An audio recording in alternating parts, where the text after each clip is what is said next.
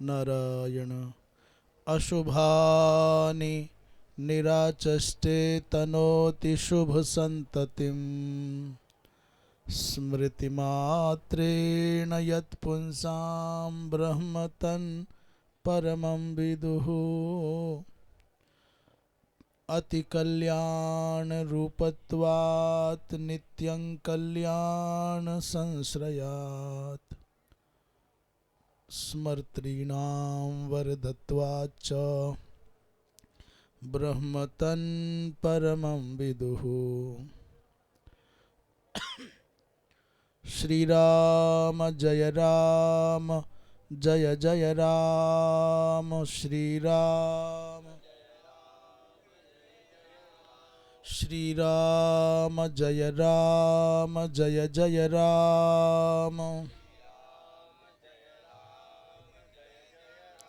धर्म की अधर्म का प्राणियों में विश्व का गौ हत्या गौ माता की परम पूज्य धर्म सम्राट स्वामी श्री करपात्री जी महाराज की अपने अपने सद्गुरुदेव भगवान की श्री वृंदावन विहारी लाल की हर हर महादेव। समुपस्थित स्वामीद्वय श्री महादेव आश्रम जी महाराज और श्री स्वामी जी महाराज, श्री स्वामी जी ब्रजेश आश्रम जी महाराज,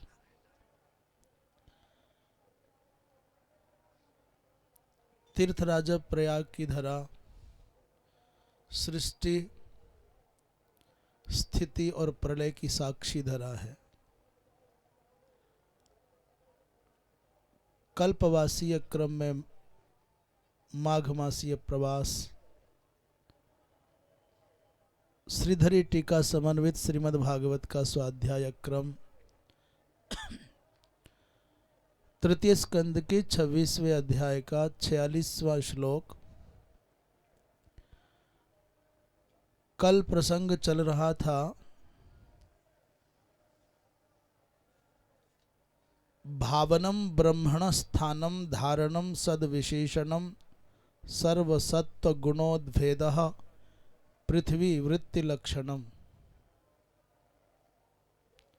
अर्थात 46वें श्लोक में कहते हैं पार्थिव कार्य की वृत्ति की चर्चा चल रही है। पृथ्वी तत्व के द्वारा क्या क्या होता है? बोले ब्रह्मणः भावनम भवति, अर्थात निर्गुण निराकार ब्रह्म का जो सगुण साकार स्वरूप में प्रतिमा आदिक रूप में जो दर्शन होता है उसका आधार पृथ्वी है। चाहे वो पाषाण से विग्रह बनता हो और चाहे मृत्तिका से बनता हो, तो उस भावना का आधार पृथ्वी है। पृथ्वी न हो तो बात ना बने। दूसरा क्या है? धारण करने की जो शक्ति आती है वो पृथ्वी से ही आती है। धारण करना माने पृथ्वी कर सकती है। तीसरा सद विशेषणम, ये सत्ता का विशेषण भी पृथ्वी से ही है। और सर्वसत्व गुणोद्भेदः, सर्वसत्व माने सभी प्राणियों के गुणों को प्रकट करने का कार्य भी पृथ्वी से ही होता है। इत्याकारक कहते हैं पृथ्वी वृत्ति लक्षणम, ये पृथ्वी के कार्य हैं, ऐसा समझ लेना चाहिए। इस विषय में श्रीधर स्वामी की दृष्टि से भी चर्चा हो गई थी। ब्रह्मणो भावनम का तात्पर्य कर रहे थे कि प्रतिमादि रूपेण, भावनम माने प्रतिमा विग्रह मूर्ति इत्यादि स्वरूप से साकारता पादनम। कोई भी परमात्मा का, अमूर्त परमात्मा का कोई भी मूर्ति स्वरूप बनेगा तो बनेगा कैसे? मृत अथवा पाषाण से, मिट्टी या पाषाण से। तो उसके मूल में क्या है? पृथ्वी तत्व है। दूसरा कहते हैं स्थानम, तो पहला तो भावन हो गया, दूसरा स्थान। स्थान क्या है? बोले जलाशया जलादि विलक्षण आश्रयांतर नैरपेक्षेण स्थिति ही। स्थानम माने स्थिति ही। कहते जलादि तत्वेभ्यो विलक्षणम भिन्नम। ये जो पृथ्वी है जलादि जल, अग्नि, वायु और आकाश से भिन्न है।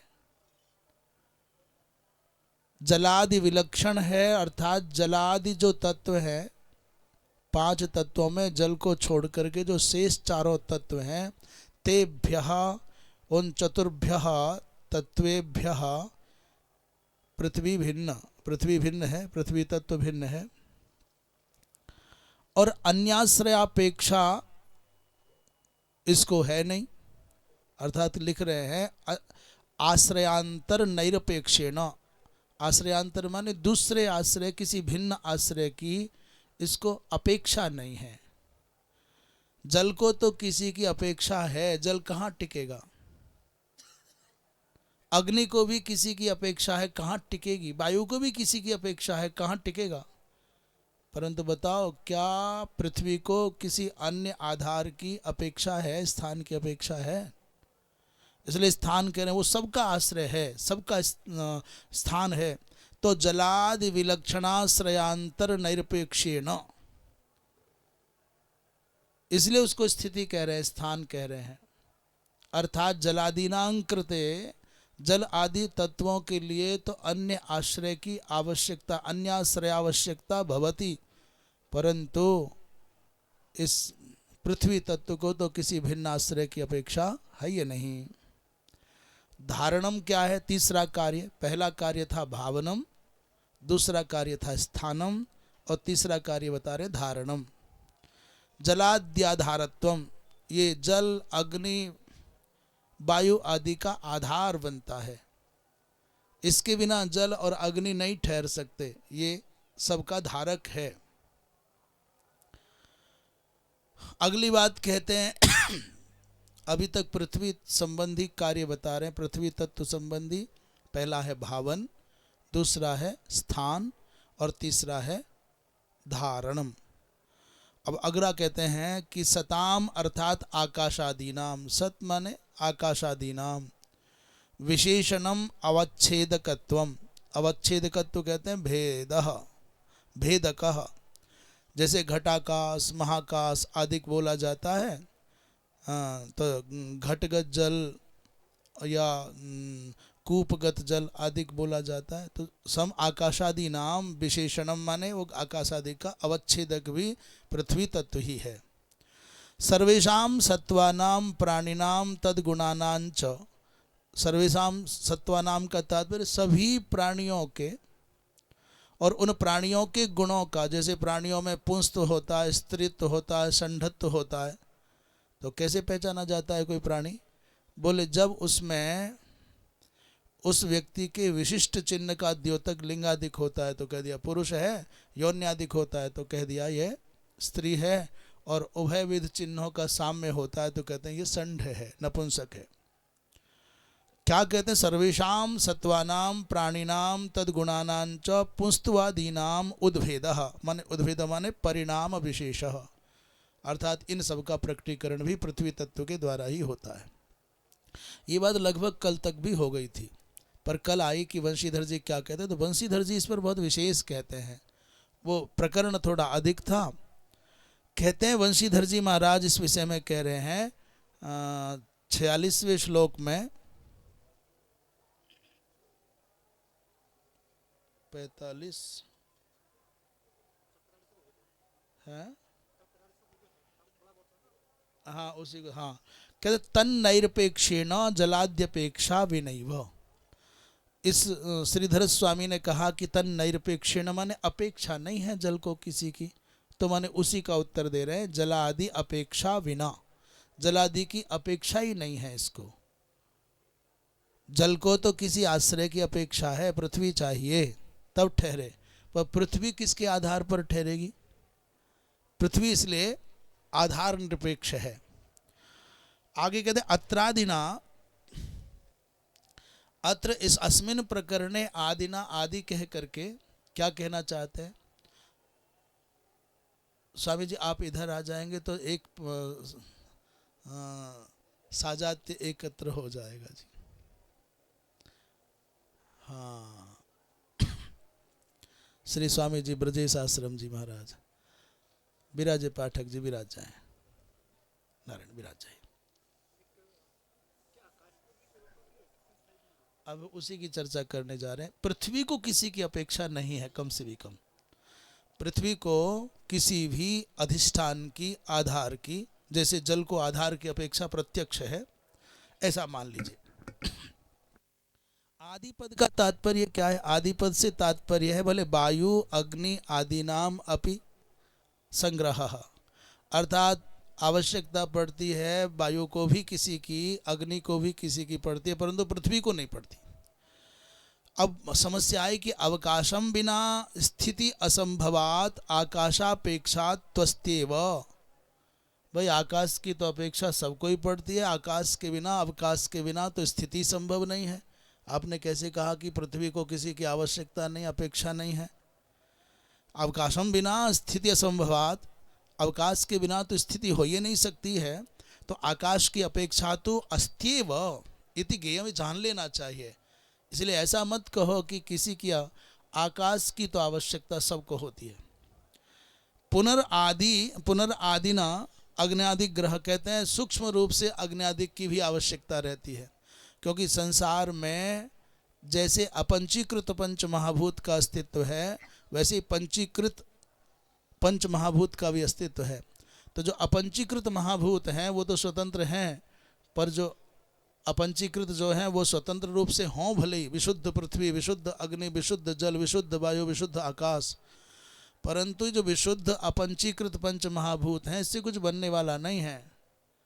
सृजन जो होगा वो पंचीकृत पंच महाभूत से ही होगा। जब तक पृथ्वी में आप जल का या अग्नि का या वायु का या आकाश तत्व का समावेश न करेंगे, तब तक पृथ्वी पार्थिव तत्व में सृजन की सामर्थ्य नहीं आएगी। हाँ, कोई अवकाश की नभ बिनु पावे, क्या बात है। बिना आकाश तत्व के कहाँ से अवकाश पाओगे? इसलिए श्लोक का बिल्कुल सही समय पर अनुवाद आपने किया है चौपाई के माध्यम से। कहते हैं अवच्छेदकत्व माने व्यावर्तकत्व। अवच्छेदक क्या होता है? यो यद्धर्मावच्छिन्नो भवति स तस्यावच्छेदको भवति, ऐसा नैयायिकों की भाषा है। जो जिस धर्म से अवच्छिन्न होता है उसका अवच्छेदक माना जाता है। तो माने अवच्छेदक माने व्यावर्तक। जैसे गंध जो है, जो गंध का रूप है, स्वगुणे नैव गंध रूप स्वगुणे नैव बोध्यम, गंध का जो रूप है अपने गुण से ही बोधित होगा। ये जो गंध रूप स्वगुणे नैव बोध्यम तथा ही, ये पृथ्वी का बोधन होगा तो गंध रूप स्वगुण से ही होगा, तद भिन्न से नहीं हो सकता। तो जैसे ही आपने कहा गंधवत्व, तो पृथ्वी से इतर जितने भी ये तत्व हैं जो भूत आदिक है, उन सब का व्यावर्तन हो जाता है। आपने कहा कि पृथ्वी कहना है, तो पृथ्वी कहे, पृथ्वी क्या है? बोले पृथ्वी द्रव्य है। बोले द्रव्य है यदि पृथ्वी, तो इसके अतिरिक्त भी तो बहुत सारे द्रव्य हैं। पृथ्वी के अतिरिक्त कितने द्रव्य हैं? बोले 8 और हैं। पृथिव्यप तेजो वायव्याकाश काल दिगात्म मनांसी नवैव। तो द्रव्य आपने कहा तो पृथ्वी के अतिरिक्त 8 का और ग्रहण हो जाएगा। पहले इसलिए तो नहीं। बताओ पृथ्वी क्या है? तो बोले गंधवत्तम पृथ्वीत्वम, गंधवत्व पृथ्वी का लक्षण बता दिया। अब गंधवत्व जो है ये व्यावर्तक है। किसका व्यावर्तक है? बोले पृथ्वी से भिन्न किसी और तत्व में, पदार्थ में, द्रव्य में ये गंधवत्व नहीं जाता। किसी में भी गंधवत्ता जा ही नहीं सकती, ये विशेष गुण है। बिनु मही के बिनु कोई, बिनु गंध पावे कोई, हाँ, बिनु मही गंध के पावे कोई, ऐसा। हाँ, बोध्यम तथा आकाशादि गुणानाम शब्दादीनाम जो आकाश के गुण हैं, आकाश आदि के गुण क्या है? आकाश का गुण है शब्द, इसलिए कि आकाशादि गुणा नाम अर्थात शब्दादि नाम पृथिव्याम सत्वेन आकाशादिषु न व्यावर्तकत्वम। इसलिए कहना चाहते हैं कि आकाशादि गुणा नाम, जो आकाशादि गुण हैं, आकाश आदि के जो गुण हैं, जैसे आकाश का विशेष गुण है शब्द, वायु का विशेष गुण है स्पर्श, अग्नि का विशेष गुण है रूप, और पृथ्वी का विशेष, जल का विशेष गुण है रस।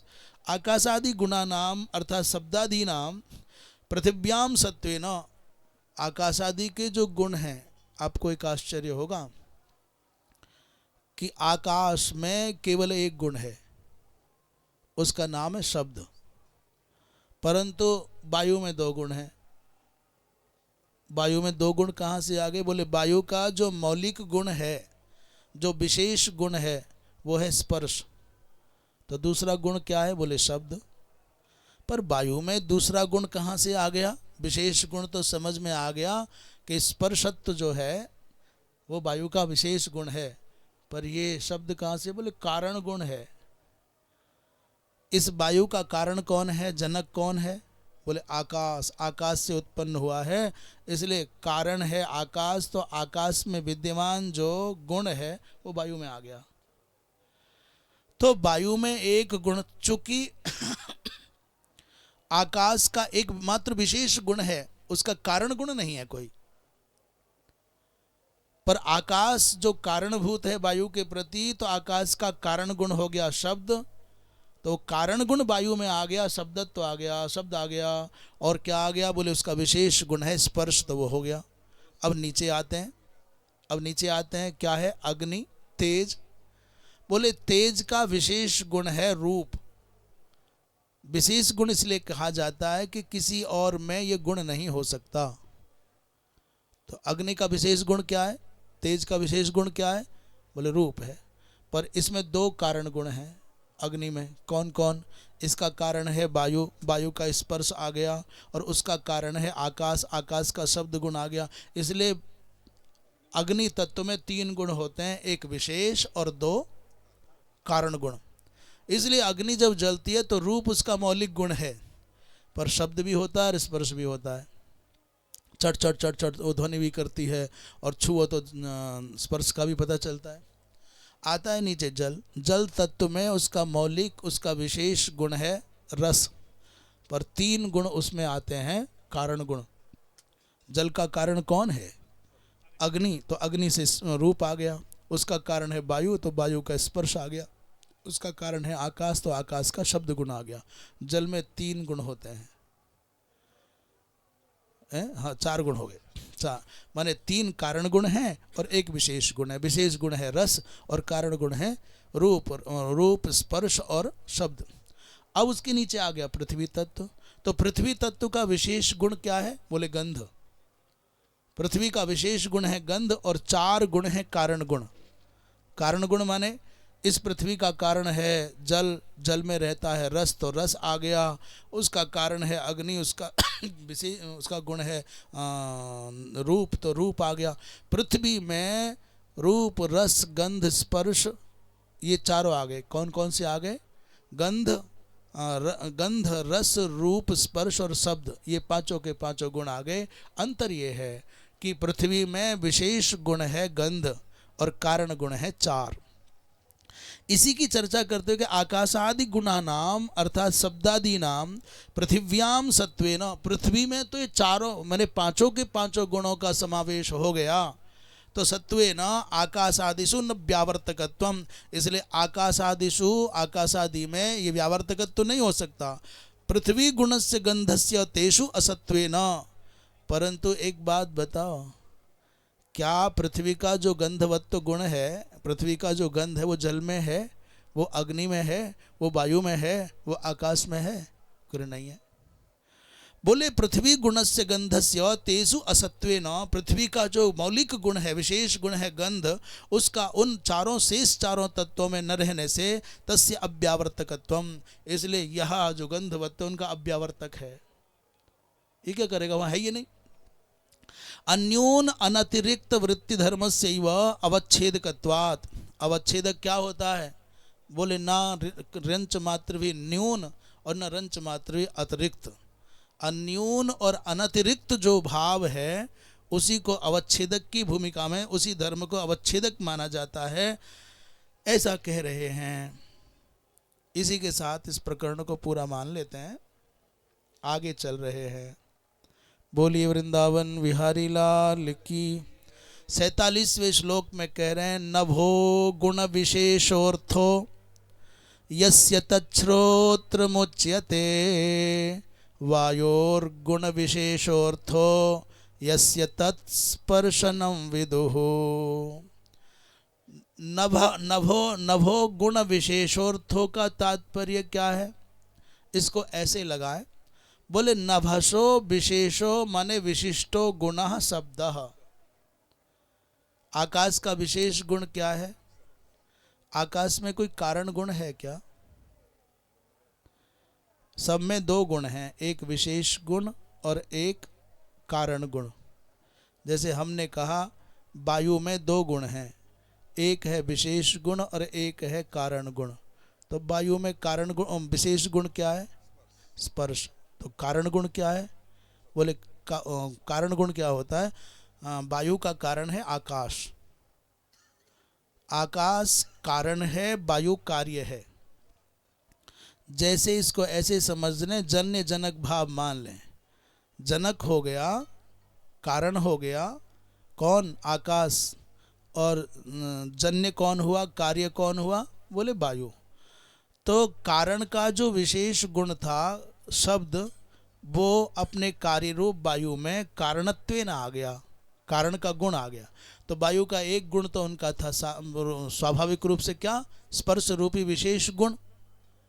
और कारण गुण क्या हो गया? शब्द आ गया। वही कह रहे हैं कि नभसो विशेषो माने विशिष्टो गुणः। आकाश का जो विशिष्ट गुण है क्या है? आकाश का विशिष्ट गुण क्या है? शब्दः। वो शब्दः यस्य अर्थः अर्थात विषयः। ये शब्द किसका अर्थ है, माने किसका विषय है? बोले ये विषय है जिसका, उसका नाम है श्रोत्र। तो बोलो किसका विषय है? बोले कानों का विषय है। शब्द का ग्रहण करने वाला शरीर में कौन इंद्रिय है? बोले श्रोत्र इंद्रिय। देखो श्लोक की भाषा को ऐसे लगाएंगे तभी लगेगा। नभो गुण विशेषोर्थो यस्य तच्छ्रोत्र मुच्यते। ये थोड़ी सी भाषा क्रम से लगा दें इसको, ऐसे लगाएंगे तो समझ में कम आएगा। नभो गुण विशेषोर्थो यस्य तच्छ्रोत्र मुच्यते। नभो गुण माने आकाश का विशेष गुण जो है, आकाश का विशेष गुण माने शब्द, वो जिसका अर्थ है, अर्थ माने विषय है। किसका विषय है? बोले जिसका है उसी को श्रोत्र कहा जाता है। यस्य तत्श्रोत्रम उच्यते। आकाश का विशेष गुण रूपी जो शब्द है, वो जिसका विषय है उसको कहा जाता है कान, उसको कहा जाता है श्रोत्र। तो ये कान का लक्षण हो गया। जिस इंद्रिय के द्वारा केवल शब्द का ग्रहण होता है उसको श्रोत्र कहते हैं। शब्द का ज्ञान कराने वाली इंद्रिय को, शब्द का ज्ञान कराने वाली इंद्रिय को बोलो कान कहते हैं, श्रोत्र कहते हैं, कर्ण कहते हैं। क्या कानों के अतिरिक्त किसी और इंद्रिय से शब्द का ज्ञान हो सकता है? तो ये यूनिकनेस हो गई। जो शब्द का बोध कराए उस इंद्रिय का नाम है श्रोत्र। ये बात हो गई। आगे कह रहे हैं वायोर गुण विशेषोर्थो यस्य तत्स्पर्शनम विदुः। अब दूसरी बात आ गई, वायु पर आ गए। बोले वायोः अथवा नभस्वतः, वायु का जो विशेषो माने विशिष्टो गुणः। वायु का विशिष्ट गुण क्या है? विशेष गुण क्या है वायु का? बोले स्पर्श। बोले स्पर्श गुण ग्राहक जो है उसको कहते हैं स्पर्शनम माने त्वगिंद्रियम। बात स्पष्ट हो गई ना? वायु का विशिष्ट गुण है स्पर्श, और उस स्पष्ट गुण का ग्रहण करने वाली जो इंद्रिय है उसका नाम है त्वगिंद्रिय विदुः। 47वां श्लोक हो गया। लगभग ये 2.5 श्लोक में चलता है। आगे चलें। तेजो गुण विशेषोर्थो यस्य तच्चक्षुरुच्यते। तेजो गुण विशेषोर्थों का तात्पर्य क्या हुआ? तेजसः अथवा अग्नेः, माने षष्ठी विभक्ति में जो भी बनता है ऐसा तेजसः बनता है, अथवा अग्नि शब्द कहो तो अग्नेः षष्ठी के एक वचन में। बोले अग्नेः तेजसः विशेषो अर्थात विशिष्टो गुणः कः। अग्नि में विशिष्ट गुण क्या है? बोले रूपम। अग्नि का विशेष गुण क्या है? रूप। तो बोले रूपम यस्य अर्थः माने विषयो, रूप जिसका अर्थ है माने विषय है। तो किसका विषय है रूप? रूप का ज्ञान किससे होता है? आँखों से, नेत्र से, तो उसको नेत्रेंद्रिय कहते हैं। इसको ऐसे सीधे अर्थों में समझ लो, शब्द का ज्ञान कराने वाली इंद्रिय को श्रोत्र कहते हैं, स्पर्श का ज्ञान कराने वाली इंद्रिय को त्वचा कहते हैं, और यहाँ क्या है? रूप का ज्ञान कराने वाली, बोध कराने वाली इंद्रिय को आँख कहते हैं। बस उसमें भाषा थोड़ी सी बदल गई।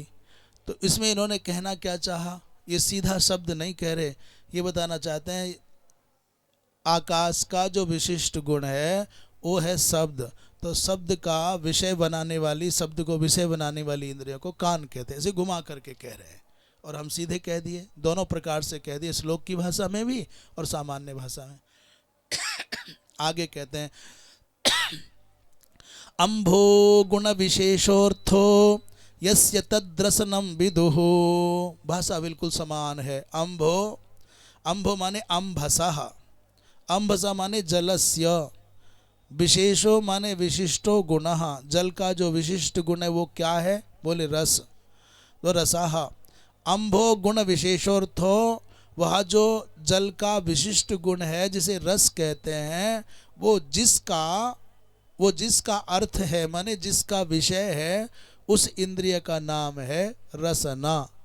तो यस्य तद रसनम विदुः, जिसका वो गुण है, विषय है, उसको रसना कहते हैं, माने जिह्वा कहते हैं। आगे कह रहे हैं भूमिर गुण विशेषोर्थो यस्य सघ्राण उच्यते। भूमे माने पृथिव्याः, पृथ्वी का, भूमि का जो विशेष गुण है। क्या है भूमि का विशेष गुण? बोले गंध। तो भूमि का विशेष गुण है अर्थ माने विषय, जिसका, किसका? जिस इंद्रिय का। तो उस इंद्रिय का नाम है घ्राण, सघ्राण उच्यते। 48वें श्लोक तक ये इतनी बातें हो गई। इसका श्रीधरी टीका में 47वें श्लोक से आरंभ करते हैं। कहते हैं श्रोत्रादीनाम, श्रोत्रादीनाम माने शब्दादि ग्राहकत्वम उक्तम। श्रोत्रादि जो आदि नाम का तात्पर्य होगा, श्रोत्र हो गया, उसके बाद में त्वक इंद्रिय हो गया, उसके बाद में नेत्रेंद्रिय हो गया, उसके बाद में जिह्वा हो गया, रसनेन्द्रिय हो गया, उसके बाद में घ्राणेन्द्रिय हो गया। इन आदि नाम का तात्पर्य पांचों का ग्रहण हो गया। श्रोत्रादि नाम माने श्रोत्र है आदि में जिनके। तो किन के है? त्वगिंद्रिय के आदि में श्रोत्र है, वो क्रम से पंच महाभूतों के क्रम से समझते हैं। तो शब्दादि ग्राहकत्वम अर्थात शब्द, स्पर्श, रूप, रस और गंध आदि का तात्पर्य है। ऐसा श्रोत्रादि के द्वारा शब्दादि ग्राहकत्व कह दिया गया। और तेसांच लक्षणम, उनके लक्षण तदेव इत्याह। अब इन इंद्रियों के लक्षण कहे जा रहे हैं जो कह दिए हमने श्लोक में। अब टीकाकार की दृष्टि से चर्चा कर रहे हैं। पंचभी श्लोकार्धैहि, ये 5 का उल्लेख पंचभी श्लोकार्धैहि माने 5.5 श्लोक के द्वारा समझ लीजिए। नभसो श्लोकार्धैहि पंचकई माने लगभग 2.5 श्लोक के द्वारा समझ लीजिए, ऐसा कहना चाहते हैं। तो कहते हैं नभसो गुण विशेषः शब्दः। अभी जो श्लोक का अर्थ समझ के आए हैं उसी का टीकाकार की दृष्टि से पुनर्भाव व्यक्त कर रहे हैं। नभसो माने आकाशस्य, गुण विशेषः, आकाश का विशेष गुण क्या है? बोलो क्या है? शब्दः। बोले शब्दः, शब्दो यस्यार्थो माने शब्द जिसका अर्थ है, अर्थ माने विषय है। तो किसका विषय है? तो आप जान गए हैं, श्रोत्र का विषय है। बोले जिसका विषय शब्द है उस इंद्रिय का नाम श्रोत्र है। ऐसा टीकाकार ने भी संकेत करके छोड़ दिया। बस इतना ही बोले हैं। और पांचों जगह पर यही लगाना, नवसो गुण विशेषः शब्दो यस्यार्थो, माने अर्थ माने विषयः। ऐसे दूसरी जगह लगाना है वायोर गुण विशेषो, वायोर गुण विशेषः कह स्पर्शः यस्यार्थः, ऐसा करके सब जगह।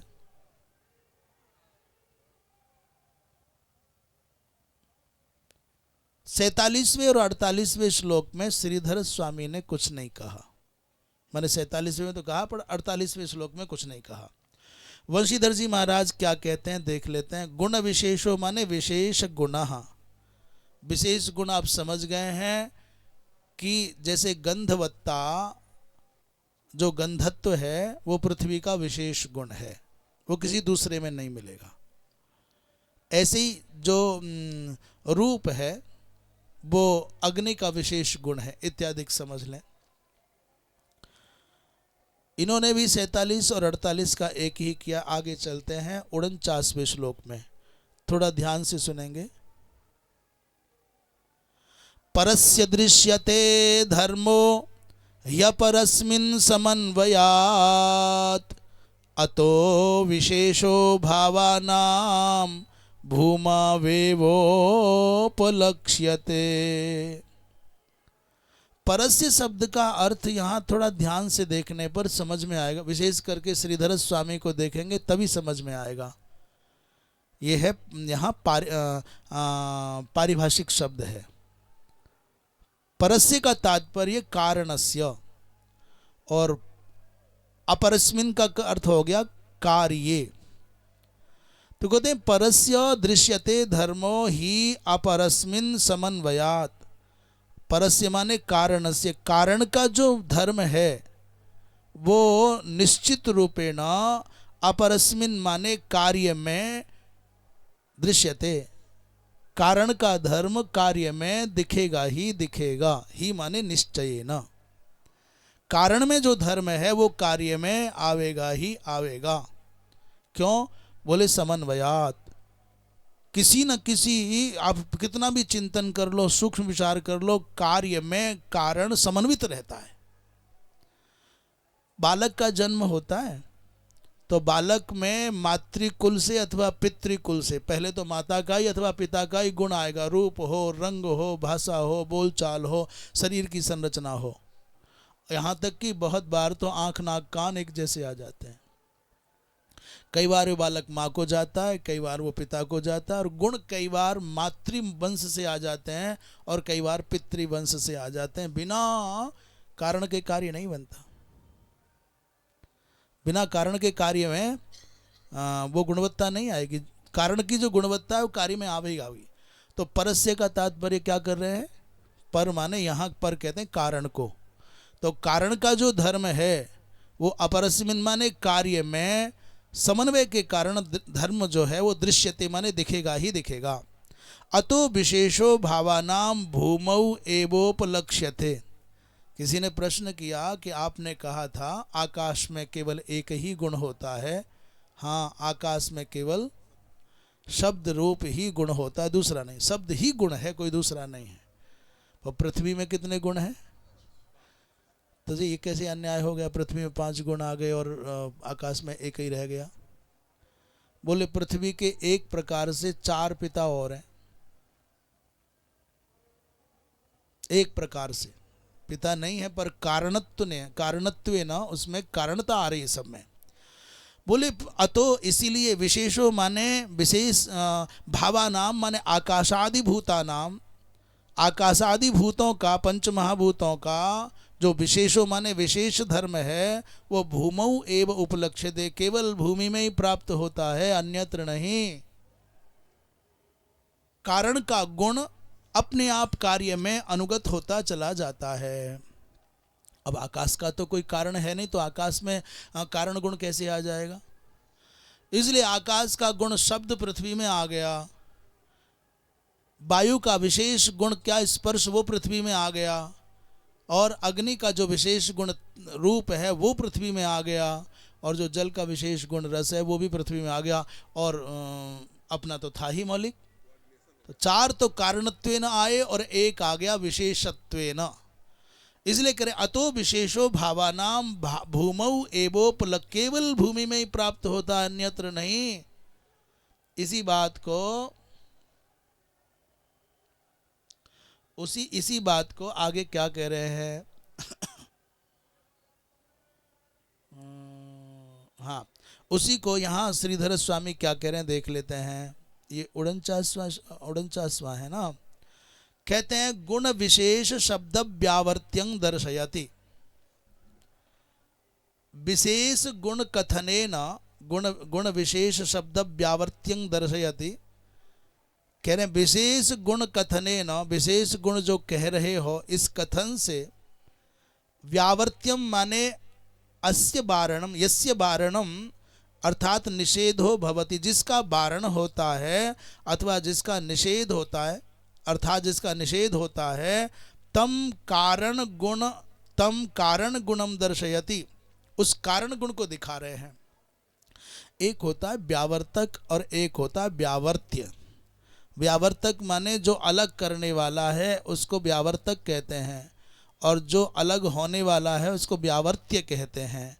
तो व्यावर्त्य माने यहाँ व्यावर्त्य को दिखा रहे हैं। गुण विशेष शब्द व्यावर्त्यं, अर्थात विशेष गुण कथन के द्वारा व्यावर्त्य माने जिसका वारण होना है, जिसका निषेध होना है, उस कारण गुण का दर्शन करा रहे हैं। तो हम चर्चा कर रहे हैं विशेष गुण और कारण गुण दो प्रकार के होते हैं, एक है विशेष गुण और दूसरा है, तो व्यावर्त्य माने यहाँ कारण गुण की चर्चा कर रहे हैं। विशेष गुण की तो चर्चा कर चुके। विशेष माने पृथ्वी का गंध, अग्नि का रूप, जल का स्पर्श, ये एक एक विशेष गुण है।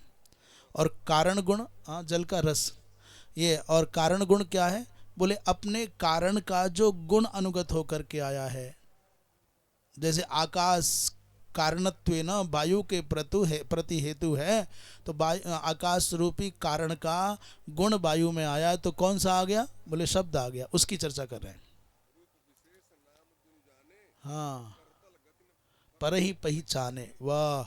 तो परस्य यहाँ श्रीधर स्वामी ने स्पष्ट कर दिया, परस्य माने कारणस्य धर्मः। परस्य शब्द का क्या अर्थ हो गया? कारणस्य। ऐसा मान लो पर कह रहे हैं यहाँ पर, तो कारण अर्थ लें। कारण का जो धर्म है वो शब्दादि अर्थात कारण का शब्द, आकाश सबसे पहला कारण है, इसलिए सबसे पहले उसी की बात करें, शब्दादि। अपरस्मिन अर्थात कार्ये, जो बाद में हो रहा है उसको कार्य कहते हैं। वो कार्य में वायव्यादौ, तो कारण कौन है? बोले कारण है आकाश, और आकाश का विशेष गुण है शब्द, और उसका कार्य कौन है आकाश का? बोले वायु, तो कह रहे हैं वायव्यादौ। कारणान्वयात, वायु आदि कार्य में आकाश आदि कारण अन्वित होता है, इसलिए इस वायु रूपी कार्य में आकाश रूपी कारण का गुण देखा जाता है। जो हम चर्चा कर आए उसी को श्रीधर स्वामी की दृष्टि से फिर कर रहे हैं। आप शब्दों को, उनकी विभक्तियों को, उसके मौलिक स्वरूप को समझ लेंगे तो अर्थ लगाने में आसानी हो जाएगी। हम एक बार फिर इसकी चर्चा कर लेते हैं। कह रहे हैं परस्य, परस्य शब्द का अर्थ है कारणस्य। पर माने यहाँ कारण है और अपर माने कार्य है। बोलो, पर माने कारण, बोलो, और अपर माने कार्य। सब जगह मत लगाना इस बात को, पर और अपर का मतलब कारण कार्य होता है, यहाँ समझ लो। इस प्रकरण में पर का तात्पर्य है कारण और अपर का तात्पर्य है कार्य। तो षष्ठी विभक्ति में पर शब्द का क्या बनेगा? बोले परस्य। तो परस्य का तात्पर्य क्या हो? बोले कारणस्य। और आप कहते हो अपर शब्द का अर्थ है कार्य, उसका सप्तमी विभक्ति में क्या बनता है अपर शब्द का? बोले अपरस्मिन। अपरस्मिन का अर्थ हो गया कार्ये। तो कारणस्य, कारण का जो धर्म है, जो गुण है, वह गुण वह धर्म कार्य में आवेगा ही आवेगा, ये कह रहे हैं।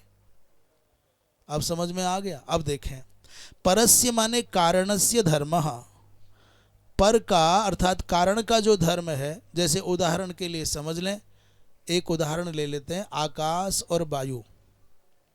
आकाश क्या है? बोले कारण। किसका कारण है? बोले वायु का। तो जब आकाश कारण है तो वायु क्या हो गया? बोले कार्य।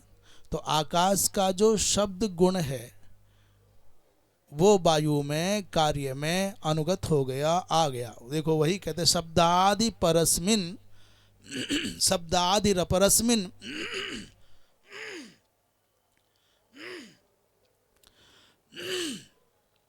कारण का जो धर्म है,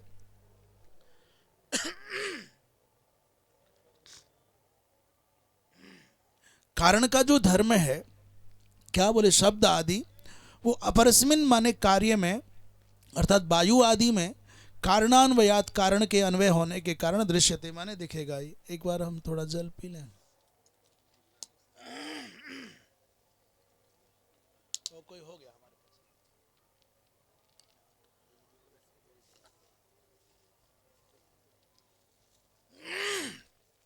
हो गया, चलें। अतो कहते हैं अतो भावानाम माने आकाशादि नाम, इसीलिए भाव कहते हैं आकाशादि सब पंच तत्वों को। आकाशादि भावानाम विशेषो गुणः, इन चारों पांचों का जो विशेष विशेष गुण है, सर्वोपि वो सारा का सारा जो गुण समूह है क्या है? शब्द आदि, शब्द स्पर्श रूप रस, यहाँ तक कहते भूमौ एव, केवल भूमि में ही उपलभ्यते, क्योंकि भूमि सबका कार्य है, ये किसी का कारण नहीं है पांचों में। आकाश सबका कारण बन सकता है परंपराया, और भूमि सबका कार्य बन सकती है परंपराया, साक्षात कार्य है केवल जल का। इसलिए अपने से पूर्व के जितने कारण रूप हैं सबका एक एक गुण इसमें आता चला गया। कहते हैं चतुर्नाम तत्रान्वयात, क्योंकि आकाश हो, चाहे वायु हो, चाहे अग्नि हो, चाहे जल हो, इसमें अन्वित है। तो जलादिषु यथा अन्वयम एव न सर्वः आकाशे, तो जलादिषु यथान्वयम एव, जैसे जलादि में जैसा जैसा अन्वय है उस हिसाब से समझ लीजिए। वायु में केवल आकाश का अन्वय है तो 2 गुण हो गए, और तेज में इसके अलावा 2 का और अन्वय है तो 3 गुण हो गए, और जल में श्वेतर माने अपने से भिन्न 3 का अन्वय है इसलिए 3 गुण विशेष हो गए, और पृथ्वी में श्वेतर 4 का अन्वय इसलिए 5 गुण हो गए, 4 विशेष और 1 अपना। कहते हैं पर न सर्वः आकाशे, आकाश में किसी और दूसरे गुण का समावेश नहीं हो सकता। क्यों? अन्यस्य अन्वया भावात, आकाश में किसी दूसरे का अन्वय ही नहीं है। पृथ्वी जल में नहीं आ रही है, जल अग्नि में नहीं आ रहा है, कारणत्वेन नहीं आ रहा है, अग्नि वायु में कारणत्वेन नहीं जा रही है, वायु आकाश में कारणत्वेन नहीं जा रहा है। आकाश में वायु है कार्यत्वेन, वायु में अग्नि है कार्यत्वेन, अग्नि में जल है कार्यत्वेन, जल में पृथ्वी है कार्यत्वेन। पृथ्वी किसी में भी कारणत्वेन नहीं है, इसलिए ऐसा कह रहे हैं। इसलिए अन्येषाम अन्वया भावात, अन्यों में, अन्येषाम आकाशे, अन्येषाम आकाश में अन्यों का अन्वय नहीं है, अन्वय का भाव है, इसलिए एकः एव गुणः तत्र आकाशे। इसलिए तर्क संग्रहकार कहते हैं शब्द गुणकम आकाशम तच्चैकम विभु नित्यंच। ऐसा आकाश में एक ही गुण है शब्द, और यदि शब्द न होता तो आकाश का बोध भी न होता। 50वें श्लोक में क्या कह रहे हैं? कहते हैं एतान्य संहत्य यदा महदादीनि सप्त वै काल कर्म गुणोपेतो जगदादिरूपाविशत।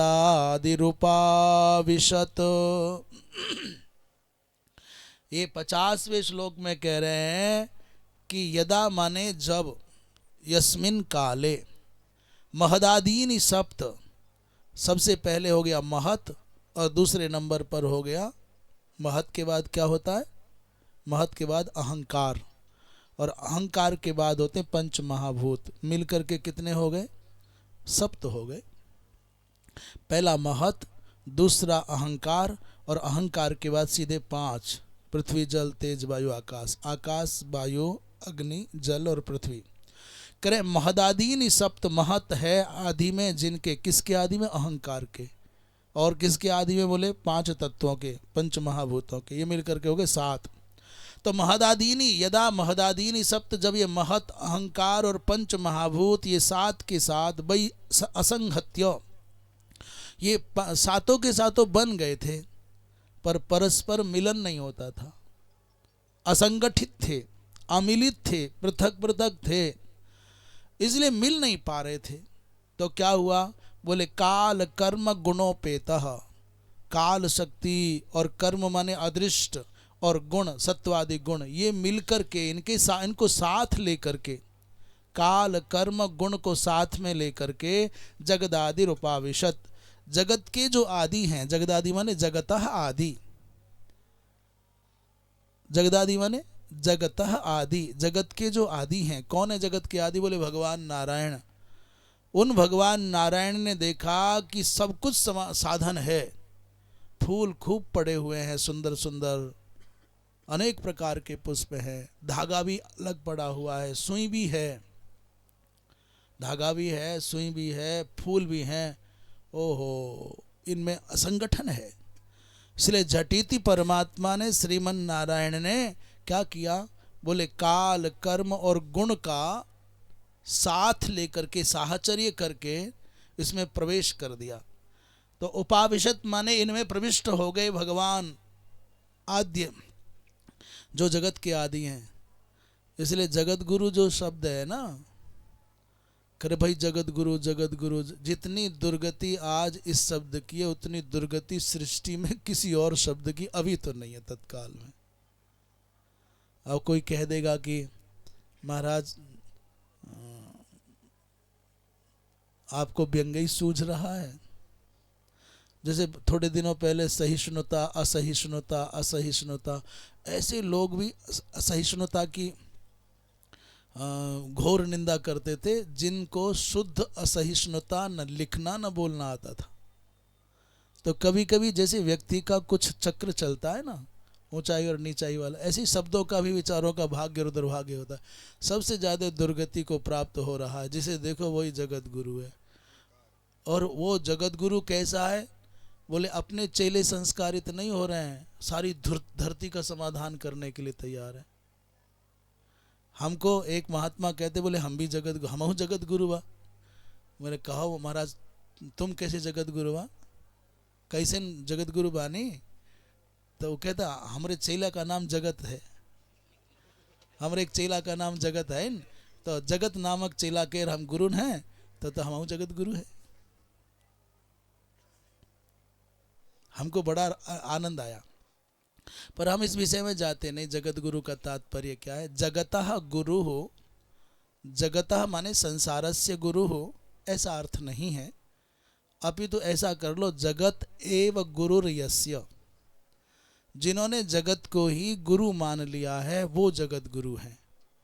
क्योंकि वो पहले वाला अर्थ तो संगत होता नहीं।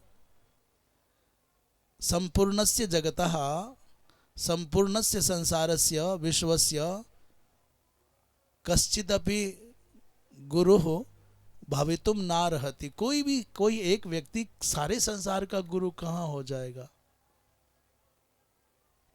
इससे बड़ी अपनी हंसी, इससे बड़ा अपना उपहास और कौन कर सकता है और कौन करा सकता है? ये ऐसा ही हो गया जैसे नेत्र नहीं है, नेत्र नहीं है और घर वालों ने नाम रख दिया है कमल नयन। अब क्या करें? नेत्र विहीन व्यक्ति को जैसे कमल नयन कहा जाए, पुंडरी काक्ष कहा जाए, अरविंद लोचन कहा जाए, वैसे ही जगत गुरु है। तो एक तो हो गया कि जगतः गुरु हो, जगत का संसार के जो गुरु हैं वो जगत गुरु जी हैं, अथवा जगत एव गुरुर्यस्य, जिन्होंने जगत को ही अपना गुरु भाव से देखा है, जगत से शिक्षा लेते हैं। अरे भाई, संसार किसी का सगा नहीं हुआ, ये ज्ञान ले लिया जगत से। इत्याकारक संसार की अनित्यता से सीख ले ली। तो इस अर्थ में कोई जगत गुरु बने तो जगत का आभूषण हो जाएंगे। इस अर्थ में बहुब्रीही समास का आश्रय करके कोई जगत गुरुत्व का भाव रखे कि जगत ही मेरा गुरु है, रोज सिखाता है कि मैं मिट रहा हूं, तो जगत को मिटता हुआ देख करके, जगत की अनित्यता को देख करके, स्वयं दैहिक अनित्यता को, अपने अस्तित्व की अनित्य, माने अस्तित्व का तात्पर्य हम चेतन सत्ता की दृष्टि से नहीं कह रहे हैं, इस प्राकृतिक प्रपंच के अस्तित्व को देख करके जो अनित्यता का भान करे और अनासक्त भाव से इसके बीच में जिए, तो वो दत्तात्रेय भगवान की भांति 24 गुरुओं वाले, जैसे उन्होंने 24 गुरु बनाए, वैसे हमने एक ही गुरु बना लिया। कौन? बोले जगत को ही बना लिया। ये किसी का था नहीं, ये किसी का है नहीं, ये किसी का होगा नहीं। ये जो आज है, जो कल था वो आज नहीं है, जो आज है वो कल रहना नहीं है, जो है वो रहेगा नहीं,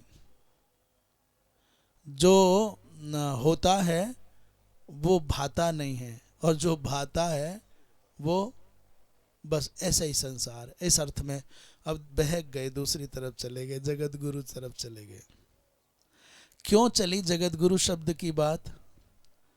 जगत गुरु शब्द की बात क्यों चली? कोई शब्द आ गया? नहीं, वो कुछ कोई शब्द था यहाँ पर। काल कर्म गुणों पे तो जगदादि, अच्छा, जगदादि शब्द के कारण आ गई। वो संस्कार कहीं ना कहीं से उठता है ना, फिसलने के लिए, बहकने के लिए। जगदादि शब्द का अर्थ क्या है? जगत, जगतः आदि इति जगदादि। ये जगदादि शब्द के कारण संस्कार उधर फिसल गए। जगदादि माने जगतः संसारस्य आदि ही इति जगत। जगत का, संसार का आदि कौन है? वो चाहे उपादानत्वेन मानो, चाहे निमित्तत्वेन मानो, चाहे अभिन्न निमित्तोपादानत्वेन मानो, जिस बुद्धि से मानो, चाहे अधिष्ठानत्वेन मानो और चाहे परिणामत्वेन मानो। विवर्तवाद की दृष्टि से विचार करो, चाहे परिणामवाद की दृष्टि से विचार करो, परंतु जगत का आदि माने मूल कारण तो उसी को मानना पड़ेगा। तो जगतः आदि ये यदि करते हैं तो फिर ये अर्थ निकल आता है। इसी चक्कर में जगतः गुरु ये अर्थ आ गया, आदि की जगह गुरु जोड़ दिया। तो इस अर्थ में भगवान का, बोले भगवान ने इसमें चित्त शक्ति के साथ, काल कर्म गुण के साथ समाविष्ट हो गए, प्रविष्ट हो गए भगवान। कहते हैं तत्सृष्ट्वा तदेवानुप्राविशत। परमात्मा इस जगत प्रपंच का सृजन करके इसमें समाविष्ट हो जाता है। ऐसा श्रीधर स्वामी 50वें श्लोक में कह रहे हैं, एवं कारणोत्पत्तिम उक्त्वा। अब तक हमने कारण की उत्पत्ति बताई और अब क्या कर रहे हैं? बोले कार्योत्पत्तिम आह। अब कार्य की उत्पत्ति कहेंगे। कारण की चर्चा कर चुके, अब कार्य की चर्चा करेंगे सार्धैस्त्रिभिः, 3.5 श्लोकों के द्वारा। कहते एतानि असंहत्य अमिलित्वा। एतानि कानि? एतानि का तात्पर्य हो गया महत्तत्व, अहंकार और पंच महाभूत। ये सब असंहत्य माने अमिलित्वा, मिल नहीं रहे थे, अर्थात ये संगठित न थे। तो क्या हुआ? यदा स्थितानि, जब अमिलित रूप से पृथक पृथक स्थित रहे, तदा तस्मिन् समय जगदादिरीश्वरः, जगत के आदि जो ईश्वर हैं वो सह ईश्वर प्राविशत, वो भगवान, वो चित्त शक्ति के सहित परमात्मा इसमें प्रविष्ट हो गए। अब सातों में चित्त शक्ति के रूप में प्रविष्ट हो गए। सप्तेति च प्राधान्याभिप्रायेण उक्तम। तो किसी ने कहा सात ही क्यों कह रहे हो भाई, और भी बहुत कुछ है, आपने सात कैसे कहा? बोले सप्त जो कहा गया है ये प्राधान्य के अभिप्राय से कहा है तो बहुत, पर उनमें सात ही मुख्य मुख्य हैं, इस अभिप्राय से सप्त संख्या का प्रयोग किया है। प्रवेशस्तु, ये प्रवेश का तात्पर्य क्या है जी? बोले सर्वेष्वपि, सर्वेष्वपि विवक्षित एव। अर्थात भैया प्रवेश का तात्पर्य सब में प्रविष्ट, ऐसा अर्थ करना चाहिए। विवक्षितः। आगे कहते हैं अर्थात ये 50वें श्लोक का अर्थ हो गया। तो कहते हैं आगे बंशीधर जी महाराज 50वें में कह रहे हैं, कालह माने काल क्या शक्ति है? बोले क्षोभक शक्ति को काल कहते हैं। क्षोभक माने क्षुभित करती है, परिणाम के लिए विकृत करने के लिए, कुछ निर्माण के लिए प्रेरित करती है, स्पंदित करती है। क्षोभक शक्ति काल है। और कर्म क्या है?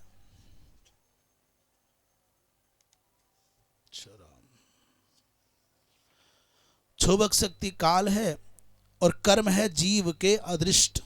जीव के अदृष्ट का नाम ही यहाँ कर्म कह रहे हैं। और गुण क्या है?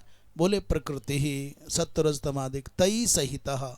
तो क्षोभक शक्ति माने काल, और कर्म माने अदृष्ट जो पूर्व के संस्कार हैं, और प्रकृति माने सत्व रजतमात्मिका जो तई सहित, इन सब के सहित। प्राविशत माने संघनन, जो संघनन कारिण्या शक्तियाँ है, संघनन करने वाली जो शक्ति है, वो सर्वतत्व मेलनार्थम प्रथमम प्राविशत। अपनी उस संघनन करने वाली शक्ति के साथ उस जगत के आदि ईश्वर ने इसमें प्राविशत माने प्रवेश किया। कितने दिन तक उसमें समाविष्ट रहे, प्रविष्ट रहे? कहते हैं ततो वर्ष सहस्रांते, 1,000,000 वर्ष पर्यंत अंतर्यामित्वेन प्राविशत, अंतर्यामी रूप से प्रविष्ट हुए। 51वें श्लोक में क्या कह रहे हैं? ततस्तेनानुविद्धेभ्यो युक्तेभ्योऽण्डमचेतनम् उत्थितं पुरुषो यस्माद् उदतिष्ठदसौ विराट। बाबा, जब तक परमात्म सत्ता का समावेश नहीं हुआ, प्रविष्टि न हुई, तब तक ये हजारों वर्ष तक जल में पड़ा हुआ ब्रह्मांड कटाह उठ के खड़ा ना हुआ। अब मैं इस बात को ऐसे कह सकता हूं कि माता के गर्भ में गया हुआ जो कोई अज्ञात अचेतन तत्व है, वो रज और वीर्य का मिलन ही प्रकृति पुरुष का मिलन है। वो पड़ा रहा अनेकों वर्षों तक जल तत्व में, जब तक शायद कौन से महीने में चेतन सत्ता का प्रवेश होता है, उसमें जीव कला का प्रवेश होता है, फिर उसमें श्वास आ जाता है। तो जैसे गर्भगत प्रसंग का उल्लेख है, तद्वत इस ब्रह्मांड का उल्लेख समझ लें। यद पिंडे, जो इस पिंड में सृजन की प्रक्रिया है, वही प्रक्रिया ब्रह्मांड के सृजन की है। अरे अचेतन निर्जीव जैसा एक सामान्य सा तत्व, वो रस तत्व हो, पुरुष संबंधी अथवा स्त्री संबंधी, दोनों का सम्मिश्रण हो जाता है, तो वो यथा समय अनुकूल समय पा करके वही उसमें काल भी आया, क्षोभक शक्ति भी आई, और कर्म माने वही पूर्व जन्म के संस्कार आदि भी आए, और सतरजतम का समावेश हो गया, तब उसमें स्पंदन हुआ। यहाँ 1,000,000 वर्ष कह रहे हैं, और माता के गर्भ में उसको कुछ मास लगते हैं, 2 मास, 4 मास, 6 मास, 7 या 8 मास, माने लगभग दोनों की प्रक्रिया एक है। उतने समय के बाद अब ये कहते हैं ततस्तेनानुविद्धेभ्यो, माने 51वें श्लोक में कहते हैं ततः अर्थात तत्पश्चात, तेन माने तेन नारायणेन, उस परमात्म सत्ता से अनुविद्ध होने पर, माने अनुविद्ध का तात्पर्य जब परमात्म सत्ता करंट आया, बिजली का संपर्क हुआ, विद्युत का चेतना का संपर्क हुआ, तो क्षुब्ध हुए, किए गए। तो युक्तेभ्य, तब सारे के सारे पदार्थ महाराज जैसे लट्टू जगमगा जाते हैं ना बिजली का करंट लगते ही, वैसे ही झटपट झटपट वो पृथ्वी जल तेज वायु आकाश उन सक्रिय हो गए, इकट्ठे होने लग गए। महत और अहंकार सब इकट्ठे होने लग गए। युक्तेभ्य, परमात्म सत्ता के समन्वित होते ही वो जो अचेतन संघात था वो चेतन हो गया। अचेतनम, अचेतन जो था, अंडम उत्थितम, अचेतन अंड उत्थ माने सचेतन हो गया, सक्रिय होने लगा, उत्पन्न हुआ। यस्मात् असौ विराट, वो अंडम उत्थितम माने अंड का, अचेतन अंड का उत्पत्ति हुई, जैसे पक्षी आदि में अंडा उत्पन्न होता है, और उससे बोले यस्मात्, जिस अंड से क्या हुआ, असौ विराट पुरुषः उदतिष्ठत्, यह विराट पुरुष अभिव्यक्त हो गया। जैसे पक्षिणी माता के गर्भ से प्रारंभ में अंडोत्पन्न होता है, अंड की उत्पत्ति होती है, ऐसे ही ब्रह्मांड जो था उसकी उत्पत्ति हुई, और कुछ काल के बाद उसी से विराट पुरुष की उत्पत्ति हो गई। तो 51वें श्लोक में श्रीधर स्वामी कहते हैं अनुविद्धेभ्य माने क्षुभितेभ्य, क्षुभित हुए, अनुविद्ध हुए। उसके बाद क्या हुआ? बोले अस्मात् अंडात, जिस अचेतन अंड से असौ विराट पुरुष, यह विराट पुरुष उदितिष्ठत माने प्रकट हो गया। कहते हैं उदितिष्ठत का तात्पर्य ऐसे समझे निद्राम एव अतिक्रम्य, जैसे निद्रा को त्याग करके कोई व्यक्ति चेतन हो जाता है, वैसा अर्थ समझ लेना चाहिए। 52वें श्लोक में क्या कह रहे हैं?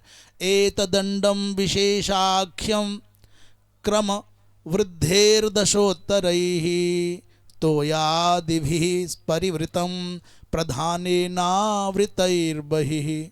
मुझे तो ऐसा लगता है कपिल भगवान के सामने मैया बैठी होगी, बस वही मैया ही पता होगी कि क्या सुन रही है और क्या समझ रही है, और या कपिल भगवान समझ रहे होंगे क्या समझाना चाह रहे हैं।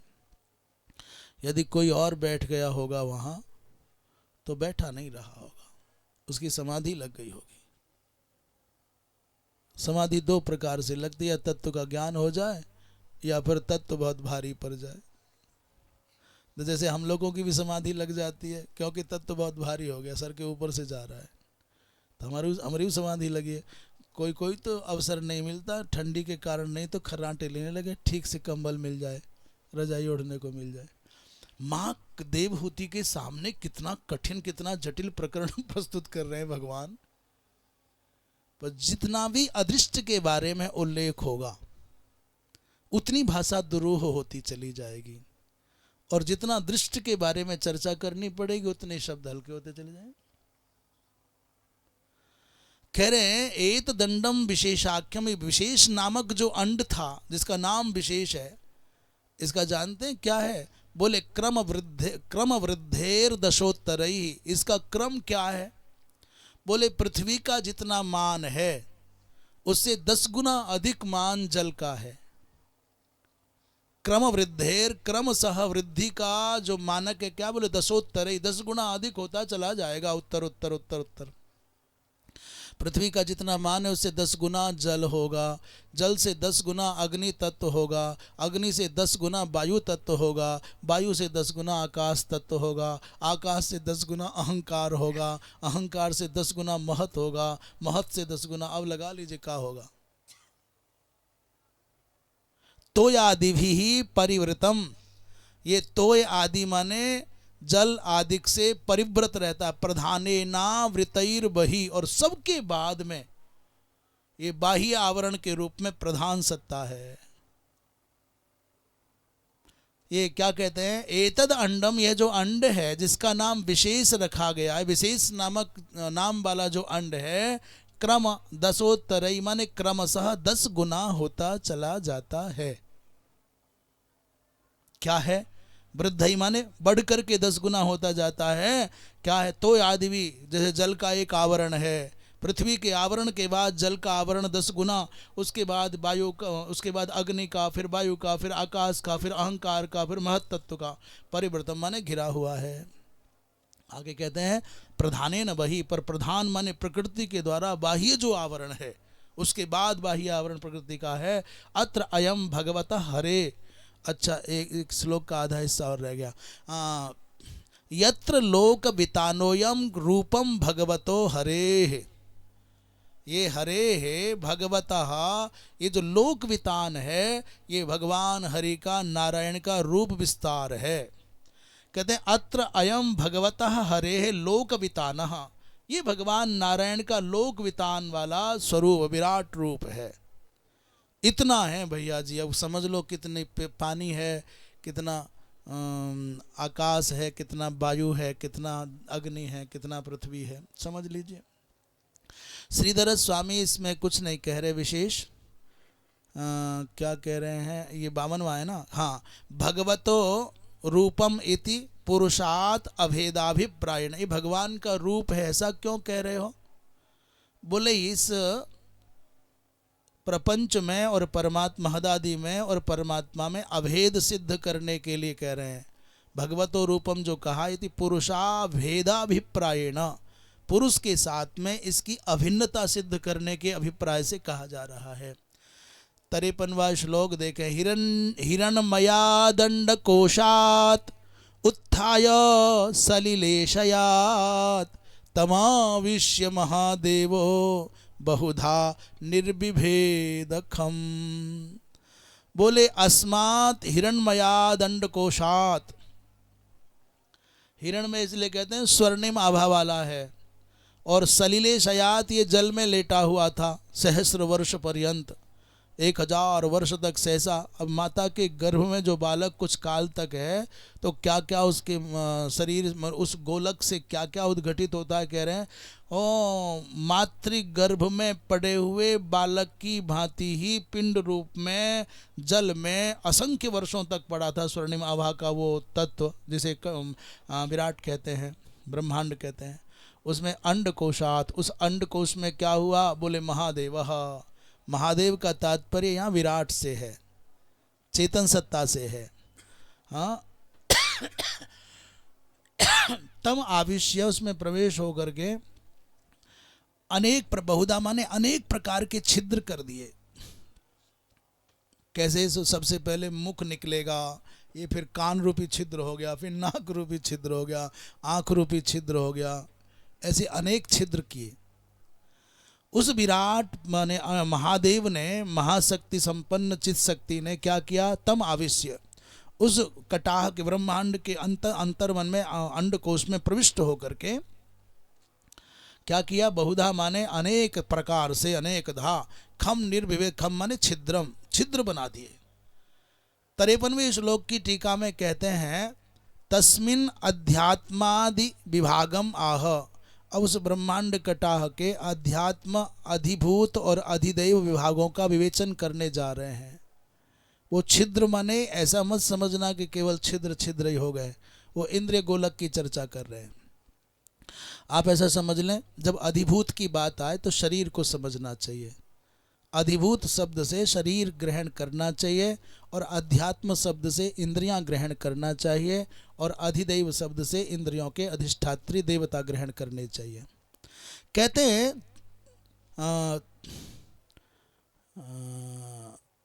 अच्छा इसकी बात, हिरणमयात इति नभभिः, इस 9 श्लोकों का एक संघात समूह है। उत्थाय अर्थात उत्थाय शब्द का अर्थ कर रहे हैं, बोले औदासीन्यम विहाय। कोई व्यक्ति उदासीनता में बैठा हुआ है, निराशा में बैठा हुआ, अकर्मण्यता के आवरण में लिपटा पड़ा हुआ है, अचानक किसी ने उसको हुंकार भरी और वो उठ करके खड़ा हुआ, तो उत्थाय का अर्थ कर रहे हैं उदासीनता को छोड़ करके। उत्थाय माने औदासीन्यम विहाय। तमाविष्य माने आविष्य कैसे कहते हैं? प्रविष्ट हुए, चल करके घुसे, बोले नहीं अधिष्ठाय, अधिष्ठानत्वेन उसमें प्रविष्ट हुए। महाश्चासौ देवः, वो जो सत्ता है उसको अत्यंत द्युति वाला है, अत्यंत देदीप्यमान है। खम माने छिद्रम, उसने, उस देव ने उसमें छिद्रों का सृजन कर दिया। 53वें में तस्मिन अंडे तम अंडकोशम, कौन? देव माने हरि ही, निर्विवेद माने पृथक चकार। क्या क्या? यह जलेंद्रिय तद अधिष्ठात्री देवानाम, या जल और इंद्रियां और उसके अधिष्ठात्री देवों का भगवत इच्छा से आविर्भाव होने लगा, ऐसा संभाव कर रहे हैं। कहते हैं 54वें श्लोक में सबसे पहले क्या हुआ? जब छिद्र स्पष्ट हो गए माने इंद्रिय गोलक बने। कहते हैं निर्भिद्यतास्य प्रथमम मुखम वाणी ततो भवत वाण्या वह्निरथो नासे प्राणो तो घ्राण एतयोः। बोले सबसे पहला जो छिद्र बना, निर्भिद्यत माने सबसे पहला जो छिद्र प्रकट हुआ, उससे क्या? बोले अस्य प्रथमम मुखम, उससे सबसे पहले मुख हुआ। इसलिए व्याकरण को मुख्य कहते हैं। मुखम व्याकरणम स्मृतम, मुख बना सबसे पहले। तो मुख बना, और मुख में क्या हुआ? बोले वाणी ततो भवत, मुख उत्पन्न होते ही उसमें वाणी प्रकट हो गई, और फिर वाणी हुई तो वाणी का अधिष्ठात्री देवता कौन? बोले वह्नि हो गया। इसलिए हम कह रहे थे कि अधिभूत, अधिआत्म और अधिदैव, इन तीनों को समझना है। सबसे पहले मुख क्या है? बोले मुख है अधिभूत, और उस मुख के अंदर जो बागिंद्रिय है वाणी, वो है अधिआत्म, और इसका जो देवता है बन्ही, वो है अधिदैव। इसलिए सबको विवेचन ऐसे ही समझते जाना चाहिए। मुख भाग हो गया शरीर भाग अधिभूत, इसमें बागिंद्रिय हो गई माने वाणी माने बागिंद्रिय हो गई अधि आत्मा, और उसका अधिष्ठात्री देवता माने वन्ही हो गया। ये तीनों प्रकट हुए। उसके बाद क्या? अथो नासे, नासे माने दो छिद्र निकले झटिति, उनका नाम था नासिका। नासिका माने ये जो नासा छिद्र है, ये भाग, ये है अधिभूत, और इसमें जो घ्राणेन्द्रिय है वो है अध्यात्म, और इसका जो देवता है, कौन कौन देवता है इसका? वो अधिदैव हो गया। अच्छा, पवन त्रिपाठी जी हैं, आवो महाराज विराजे। बहुत ही जोर का वक्तव्य होता है ना महाराज, विराजे विराजे। नासे नासे प्राणो अतो घ्राण एतयोः, स्वामी जी पधारे। 54वें श्लोक में कह रहे हैं, अस्य प्रथमम अस्य, सबसे पहले मुखम निर्भिद्यत, मुख प्रकट हुआ, और तथा वाणी, उसके बाद में उस मुख से वाणी प्रकट हुई, और फिर बोले वाण्याः अधिष्ठात्री देवत्वेन अधिदेवत्वेन वह्नि। तो वो क्रम सर्वत्र लागू होगा। पहले अधिभूत हो गया, तदनंतर अधि आत्म हो गया, और ततः तदनंतर अधिदैव। तो सबसे पहला क्या हुआ? मुख भाग माने अधिभूत, और वागींद्रिय माने अध्यात्म, और वह्नि माने अधिदैव हो गया। आगे क्या कह रहे हैं? अथ एतयोः, इसके अनंतर क्या हुआ? नासे, नासे माने नासारंध्रे जाते, नासिका छिद्र हो गए, तो ये अधिभूत हो गया। उसमें प्राण सत्ता के साथ में घ्राणेन्द्रिय आई, घ्राणेन्द्रिय आई तो ये अधिभूत हो गया, और घ्राणेन्द्रिय का जो देवता है उसको अश्विनी कुमार कहते हैं, संभवतः अश्विनी कुमार हैं, वो उसकी चर्चा आगे आएगी। ये हो गया 54वें श्लोक में श्रीधर स्वामी कह रहे हैं, वाण्या सह वह्नि रभवत, अर्थात अभवत माने प्राविशत। जब उस अंड कटाह में भगवत कृपा से मुख रूपी छिद्र प्रकट हुआ, तो सबसे पहले मुख बना, तो मुख के साथ में क्या आया? बोले वागींद्रिय आ गई, और वागींद्रिय के बाद में क्या? उसका अधिदेवता वह्नि आ गया। नासे निरभिद्येताम, नासारंध्र प्रकट हुए, उसमें प्राणोतः प्राणेन ऊतः, प्राणोतः माने प्राणेन ऊतः माने स्यूतः माने युक्तः, प्राण से संयुक्त प्रकट हुआ। संघ्राण माने घ्राणेन्द्रिय।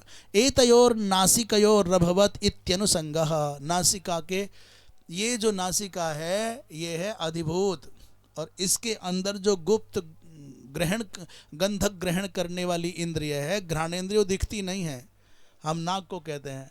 जैसे आँख, ये जो गोलक है ये अधिभूत है, पर इसमें जो नेत्रेंद्रिय है, जो चक्षुर इंद्रिय है, वो अधि आत्म है, पर इसमें देखने की शक्ति देने वाली जो सत्ता है वो सूर्य आदि नाम से वो अधिदैव है। तो एक केंद्र के तीन तीन स्तरों पर हमको अपनी भावना स्थिर करनी होगी। कहते हैं अगले श्लोक में 55वें श्लोक में कह रहे हैं, घ्राणाद् वायुरभिद्येता मक्षिणी चक्षुरेतयोः तस्मात् सूर्योऽन्यभिद्येताम् कर्णौ श्रोत्रं ततो दिशः। 55वें श्लोक में क्या कह रहे हैं? घ्राणात् माने घ्राणेन्द्रिय से, वायु अभिद्येताम, यहाँ बात पूरी हुई। घ्राणेन्द्रिय का देवता जो अश्विनी कुमार मान रहे थे, कहते वायुदेव है, यहाँ ऐसा ही कह रहे हैं। तो घ्राणात् माने घ्राणेन्द्रिय से वायुदेव प्रकट हुए। उसके बाद एतयोः अक्षिणी, इसके बाद दो नेत्र गोलक प्रकट हुए। उन नेत्र गोलकों में चक्षु माने जो रूपक ग्राहक इंद्रिय है, इन नेत्रों के अंदर वो अध्यात्म के रूप में नेत्रेंद्रिय प्रकट हो गई, चक्षुर इंद्रिय प्रकट हो गई। तस्मात्, उससे कौन? बोले उसका जो अधिदैव है, कौन? भगवान सूर्य। सूर्य प्रकट अभवत, सूर्य प्रकट हो गए। उसके बाद दो कान आए, कर्णौ न्यभिद्येताम, अर्थात दो कर्ण प्रकट हुए और कर्ण में श्रोत्रेंद्रिय प्रकट हुई अध्यात्म बन करके, और उसके देवता के रूप में दिशाएं प्रकट हो गईं। तो अधिभूत, अध्यात्म और अधिदैव के रूप में ये नेत्र कर्ण तक यात्रा पहुंच गई। कहते घ्राणात अनंतरम, 55वें श्लोक में कहते हैं घ्राणात अनंतरम। यद्यपि कई बार जो श्लोक का अर्थ कर दिया जाता है वही श्रीधर स्वामी की भावना होती है, परंतु कई बार लगता है पुनरावृत्ति कर रहे हैं। चूँकि हम प्रतिज्ञाबद्ध हैं कि श्रीधर स्वामी के समग्र अक्षरों का वाचन करेंगे। हमारी ये प्रतिज्ञा है कि श्रीधर स्वामी के समग्र जो भी उनका वर्ण समामना है उसका वाचन करना है। अर्थानुसंधान तो जितना गुरु कृपा से हो पाएगा करेंगे, नहीं समझ में आएगा तो पूछेंगे, और गलती होगी तो संशोधन करेंगे, और जितना आता है उतना तो करेंगे, परंतु पाठ पूरा करेंगे, ये प्रतिज्ञा है। श्रीधर स्वामी के समग्र भावों को व्यक्त करेंगे, ये हमारा संकल्प नहीं है, ये हमारा कोई वादा और दावा नहीं है। ये है कि हम श्रीधरी टीका का वाचन करेंगे अक्षरशः। जितना भाव उनके समझ पाएंगे उन्हीं की कृपा से, नृसिंह भगवान की कृपा से, गुरु कृपा से उतना बता देंगे। कहते हैं 55वें श्लोक घ्राणात अनंतरम, माने घ्राणेन्द्रिय के बाद में वायुश्च, उसमें प्राय अश्विनी कुमारों को माना जाता है घ्राणेन्द्रिय के देवता के रूप में, यह वायु माना जा रहा है। वायुश्च प्राणोत माने प्राणेन सह प्राणै सह इति विशेषणम सर्वेन्द्रिये स्वपि द्रष्टव्यम, ये सब जगह ही समझ लेना चाहिए, सभी इंद्रियों के विषय में एक क्रम समझ लेना चाहिए। निभिद्येताम माने अनवभिद्येताम, ऐसा दो प्रकार के पाठ हैं, अभिद्येताम माने न्यभिद्येताम और अनवभिद्येताम, पर दोनों का अर्थ एक ही। अपि अर्थः एक एव, पाठ भेद है परंतु दोनों का अर्थ समान है, कह रहे हैं। ततो दिशा प्राविशन, उसके बाद दिशाओं का प्रवेश हो गया। 56वें श्लोक में क्या कह रहे हैं? निर्विभेद विराजस्त्वग्रोमस्मश्चादयस्ततः स्मस्वादयस्ततः तत ओषधयश्चासन छिष्णं निर्विभिदे ततः। 56वें श्लोक में कहते हैं निर्विभेद विराजस्त्वग्रोमस्मश्रुवादयस्ततः। क्या हुआ उसके बाद में? विराजः त्वग निर्विभेदे, अर्थात उस विराट से उसके बाद में त्वगिंद्रिय, त्वचा माने अभी त्वचा, केवल त्वचा हुआ, माने अधिभूत के रूप में त्वचा हुई, और उसमें फिर रोम और स्मश्रु आदि, रोम शरीर पर समग्र रोम होते हैं, स्मश्रु और कुर्च क्या क्या दाढ़ी मूछ आदि होते हैं, वो हुआ। ततः उसके बाद औषधयश्चासन, उससे औषधियां उत्पन्न हुई, उस विराट के रोम से ही विभिन्न प्रकार की वनस्पतियां और औषधियां प्रकट हुई हैं। ततः शिष्णम, उसके बाद शिष्ण माने मूत्रेंद्रिय प्रकट हुआ, निर्विभेदे निर्विभिदे। 56वें श्लोक में कहते हैं आदि शब्देन केशाह, केवल ऐसा मत कहो कि रोम आदि की ही प्रकट हुए अथवा स्मश्रु आदि के ही प्रकट हुए। श्रीधर स्वामी कहते हैं केश भी उसी से प्रकट हुए हैं।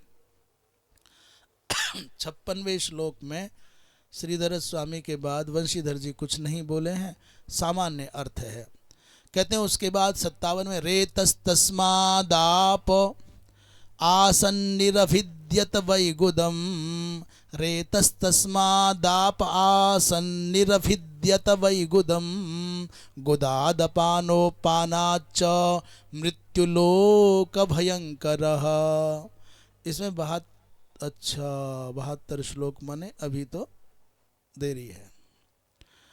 कौन सा श्लोक हो गया ये?